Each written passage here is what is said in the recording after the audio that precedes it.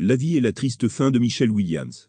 Michelle Williams est une actrice hollywoodienne qui a commencé sa carrière tôt et a rapidement attiré l'attention des téléspectateurs et des critiques. Son plus grand succès est venu dans des films dramatiques et des rôles de personnages dans 7 jours et Nuit avec Marilyn, Shooter Island et The Greatest Showman.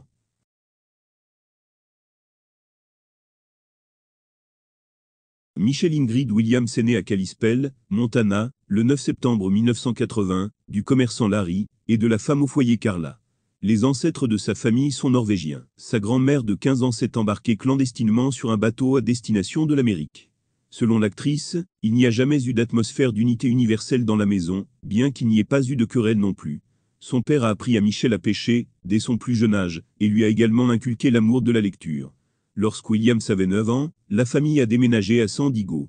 Cette période s'est avérée difficile pour Michelle, elle s'est repliée sur elle-même, et a manqué le Montana plus mesuré et calme. De nombreux camarades de classe de Michelle ont travaillé à temps partiel sur le tournage de publicité, et elle a également décidé d'essayer. Les parents soutiennent leur fille dans son désir de devenir actrice, l'emmènent à Los Angeles pour des auditions, et en 1995, alors qu'elle est déjà fermement convaincue de son choix de métier, ils lui permettent de passer à l'enseignement à domicile. Bientôt, la jeune fille a traversé une série de procédures judiciaires et est devenue complètement indépendante des adultes avant même l'âge adulte. Cela était nécessaire pour contourner la loi sur le travail des enfants sur le plateau. Bien que Michelle ait un certificat, elle regrette d'avoir tout réussi à l'extérieur et pas sur un pied d'égalité avec ses pairs.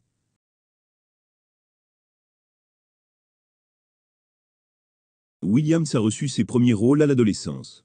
Le plus frappant d'entre eux peut être considéré comme l'apparition dans un épisode de la série télévisée Baywatch, 1993, et dans le film familial Lassie, 1994.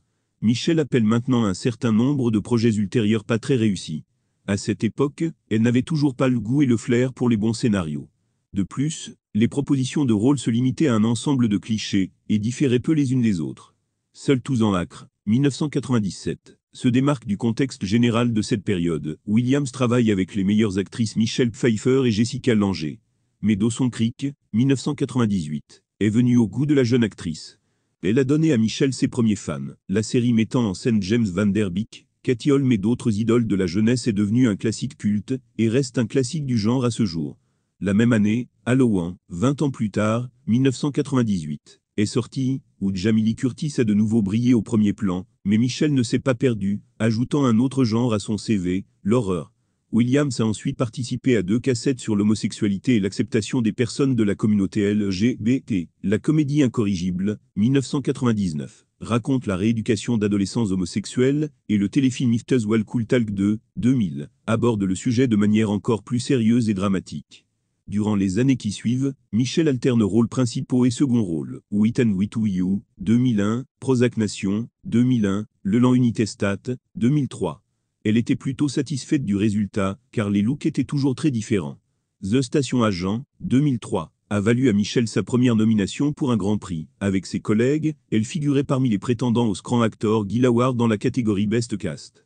Pourtant, ce soir-là, la palme est revenue à leurs confrères de la saga, Le Seigneur des Anneaux, Le Retour du Roi, 2003, de Peter Jackson, Brokeback Mountain, 2005, est à bien des égards, un tournant dans la vie personnelle et professionnelle de l'actrice.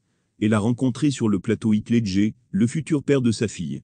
Une histoire complexe et multicouche sur l'amour interdit de 2 hommes, a fait de Williams un nominé pour le Screen Actor Guild Award, le Golden Globe, le BAFTA et l'Oscar. Après cela, les propositions sont tombées comme une corne d'abondance.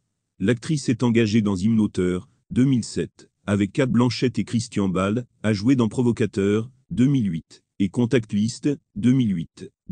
Ewan McGregor s'est avéré être son partenaire dans les 2 projets. Elle ne pouvait pas non plus refuser Charlie Kaufman, et est apparue dans son New York, 2008, puis a rejoint l'équipe de tournage internationale de Mammoth, 2009.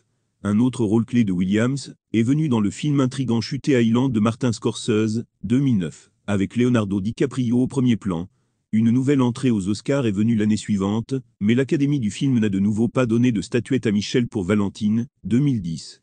Williams a connu plus de succès avec le film 7 jours et Nuit avec Marilyn, 2011. D'une fois de plus, elle a raté les Oscars, mais elle a remporté le Golden Globe. Oh the Great and Powerful, 2013, de Sam Raimi a à peine payé, et la franchise s'est terminée avant même d'avoir commencé. Mais ce projet est devenu important pour Michelle elle-même. Pour la première fois, elle a joué dans un film, avec un budget de plus de 200 millions. Le Manchester by the Sea, 2016. Tendu et visqueux a finalement assuré le titre d'actrice caractéristique pour Michelle, qui sait transmettre toutes les émotions aux spectateurs sans mots. Alors que Tout l'argent du monde, 2017, a ramené Williams sur la liste des finalistes des Oscars, il est peu probable qu'elle ait les meilleurs souvenirs du film. Travailler avec le maître Ridley Scott ornera la filmographie de tout artiste, mais le scandale qui accompagne le film pourrait neutraliser tous les avantages. Au moment de la promotion, des détails désagréables du passé de Kevin Spacey ont été révélés. Il était accusé d'avoir harcelé un adolescent. Bien que l'acteur n'ait pas pu se souvenir de l'incident, il s'est excusé. Afin de ne pas perturber la première, le réalisateur a décidé de refaire toutes les scènes avec Spacey, le remplaçant par Christopher Plummer. Michelle et Mark Wahlberg ont accepté de travailler gratuitement pour aider Scott à réaliser son rêve. The Greatest Showman, 2017, qui mettait également en vedette Hugh Jackman, Zendaya et Zac Efron, était très populaire auprès du public et a rapporté 5 fois le budget de production au box-office. Dès que le spectateur s'est habitué à Michelle, dans des rôles sérieux dans des films aux significations profondes, elle a surpris le public et s'est fait remarquer dans la comédie Pretty Woman, 2018, où elle jouait une personne riche à l'esprit étroit. La grande première de 2018, avec la participation de l'actrice et le film Venom, basé sur les bandes dessinées Marvel. Cela s'est avéré ambigu, et une suite potentielle est toujours en suspense. Lors de la première à Los Angeles, Williams a montré sa bague de fiançailles pour la première fois, bien qu'elle ait auparavant soigneusement caché le fait de son mariage. En 2019, Michelle Williams est apparue dans le drame britannique After the Wedding. L'actrice a joué le rôle principal et Julianne Moore est devenue sa co-star. Au même moment, la première de la mini-série Fossey-Verdon a eu lieu, dans laquelle l'actrice a joué avec Sam Rockwell.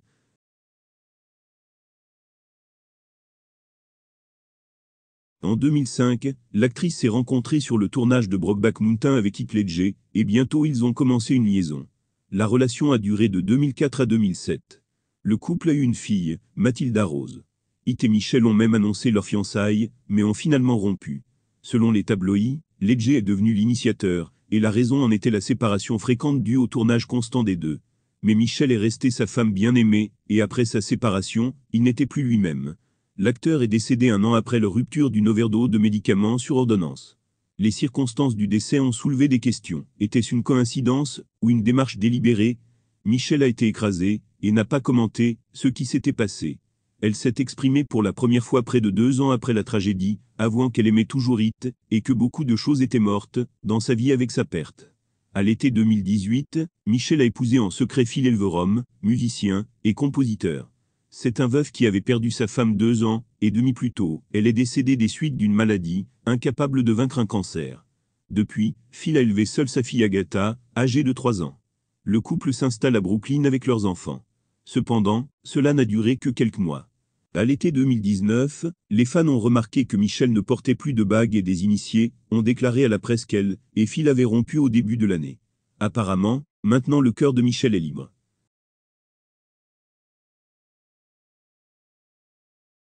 Michelle est apparue dans le second volet de Venom, sorti à l'automne 2021.